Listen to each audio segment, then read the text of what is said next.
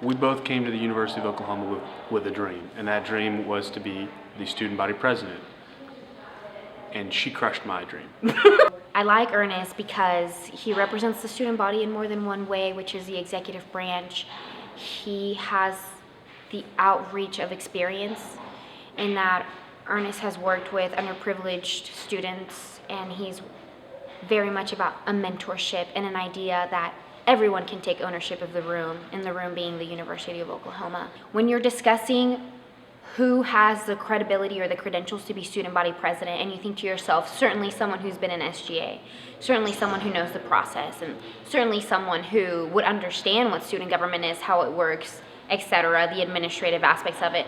But at the end of the day, what does it take to be student body president? It takes somebody who understands students and who can represent them, someone who's willing to advocate for them, and there's no one better than that knows students outside of student government, and that's Ernest Oswego for you. Within like a day of knowing him, through student leadership, I said to Ernest, "You're going to run for student body president someday, aren't you?" And he said, "Oh, I don't know," like he does. But I am a prophet, and he is running for student body president, and I'm very, very proud of him. He's got a pulse on the student body in a way that people who are completely invested in SGA don't. He's a selfless servant leader. He has been from the start, and I know that he will continue to be. What Ernest embodies will mean that the student body president is going to be a powerful, bold, meaningful office. And with Madeline at the vice presidency, it's going to be a warm, welcoming, positive experience.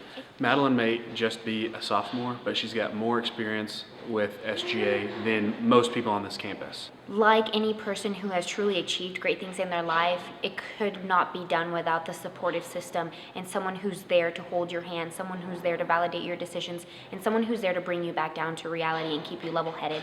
And I think that she fulfills that in an excellent manner, and that I have no doubt that she could meet that challenge and reach those capacities in the office of the vice president. The University of Oklahoma means something different to everyone, and I love it for my reasons, but everybody's got their own reason, and it's beautiful to see everyone's passion come out for what they truly believe in. And that comes out with Ernest and Madeline, because where Ernest comes from and where Madeline comes from are completely different, but they've come together and brought their passion and their experience. And I think what I'm saying is that they embody everything I've seen about people loving OU.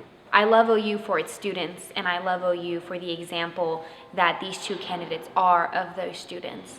They're different from each other, but they're willing to come together to serve other people, and I think that's what OU is about.